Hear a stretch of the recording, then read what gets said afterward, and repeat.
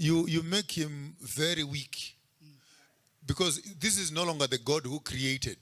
This is now the God that you create. It is a God who feeds from you. It is a God who needs you to recognize him, that he is there. Therefore, we must wake up every morning like God has got a low self-esteem. I mean, I'm a father. I'm a father and I have children. So imagine I have my 2, 3, 4 daughters every morning when they wake up. Oh, Dad, you are the most beautiful. 10 o'clock later, they come, oh, Dad, we just love you. 12 o'clock, they come again, oh, Dad, there's none like you. At 3 o'clock in the afternoon, oh, Dad, you know, you're so beautiful. Oh, Dad, hey, children, get away from here. Go to work. This whole concept of making human beings subjects of worship, I think distorts God. Because then this God can be bribed. This God can be made happy. This God can be manipulated. This God can be managed. This God actually gets jealous. This God can get angry. And this God can kill. And when he kills other people, this God is happy. He's the kind of God who can take the Jews and give them the land that belongs to the Palestinians. Instead of him being God who is a creator, create your own land for your favorite children.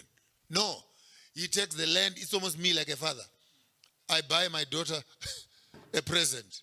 Just when my daughter is happy that she received a present, I tell my other son, go and get it. Am I not the creator of war here? And how can we begin to think of this God? And within that concept, that's why they come to Africa. Because when you don't believe in their God, you don't deserve to be alive. You don't deserve rights to land. And they begin to read the Bible. I'll give you land. Wherever your foot will go, it will belong to you. And so when the white people come here and they find that Africans are believing in Assis, they use the Bible to say, because you don't believe in God, we have a right and ownership over your disbelief to our God. Therefore, you are less than us. We have a right taking what belongs to you because our God gives us permission to do so. So colonialism is actually not just political. It is religious. Because it is within the understanding that if you don't believe in God, you don't deserve to live. That's why you find this God in the Bible, take your swords, go and cut the stomachs of pregnant women, kill all the men, kill all the... hit their heads on the stones and kill them. And this God looks like he's a temper maniac who has got anger issues. Exactly. And for people to think that we can be able to limit God and worse of it all, then this God is supposed to be hiding in a book somewhere. You find him in John 3 verse 16. Go there, you find him.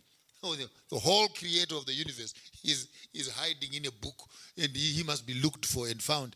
And I think this is a myopic, colonial. We as Africans, we believe that our land speaks. Our waters speak. The air speaks.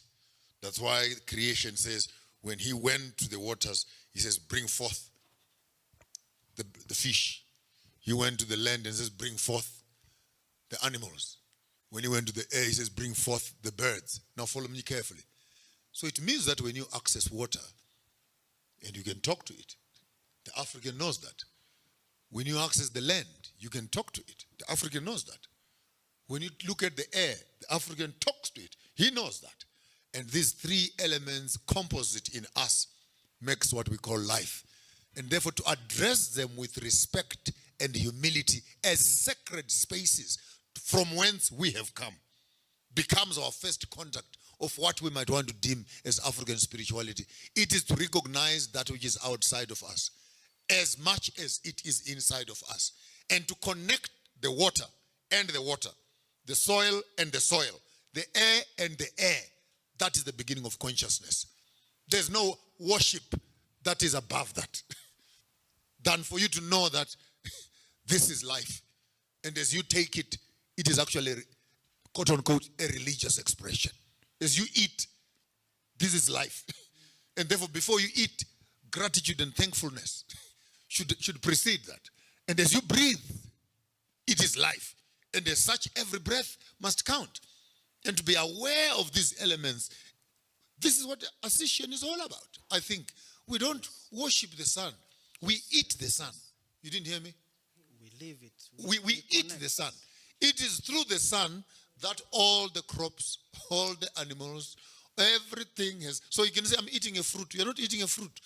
You're eating the sun. And understanding that the sun is the husband of earth, which fertilizes and makes everything functional. That cannot be worshipped. That is the very life itself.